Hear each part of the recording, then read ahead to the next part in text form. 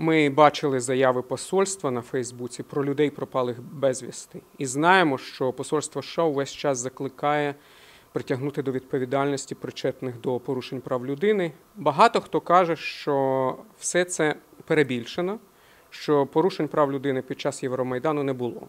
Наприклад, радник Путіна пан Глазєв з Росії навіть назвав провокацією справу Булатова. Що ви думаєте про теперішню ситуацію з правами людини в Україні? Let me start by saying that the bedrock of our relationship with Ukraine is Ukraine's democracy. And human rights, the tolerance for dissent, due process, rule of law, these are essential requirements of the relationship between our two countries that our presidents, President Yanukovych and President Obama, have pledged to deepen and sustain.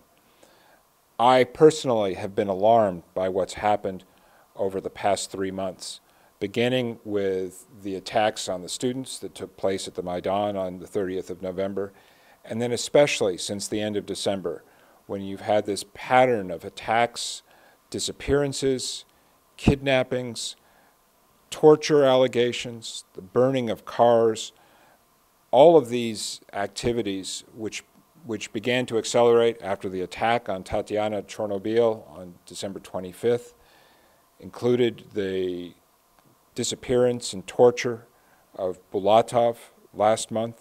And having met with Mr. Bulatov along with Ambassador Tominsky, I am very confident that he was the victim of incredible violence, violence that should never happen in a country like Ukraine that has deep historic and cultural roots to Europe.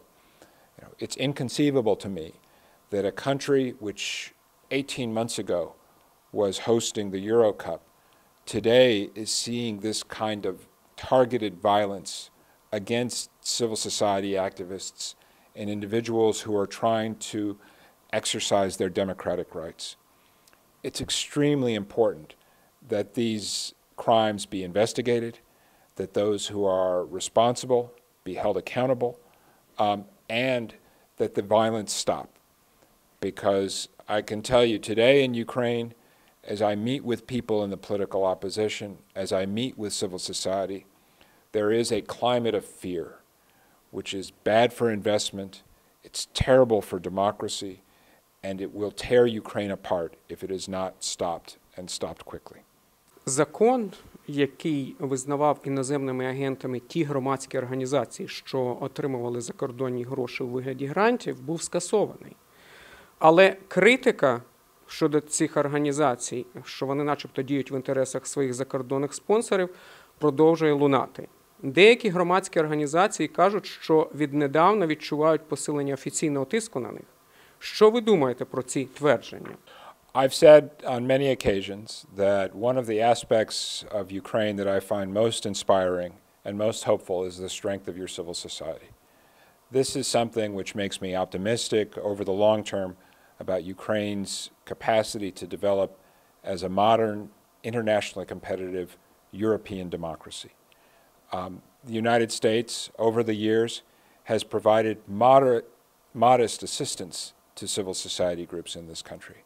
But that assistance is always transparent.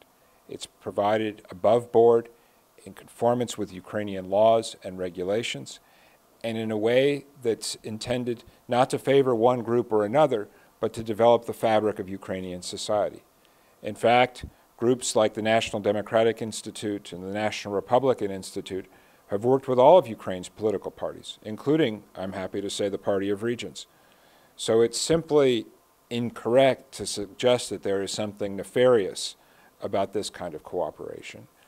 And I think to suggest somehow that these civil society groups, which are part of the fabric of Ukrainian society, that these groups are somehow foreign agents or acting on behalf of some foreign government, simply misunderstands both the nature of our partnership with the Ukrainian people, but also the essential function that these groups provide as a transmission belt between society, between the population, and the government and the political parties, as part of the functioning of Ukrainian democracy. And it's in that spirit that our assistance has been provided, and hopefully our assistance will continue.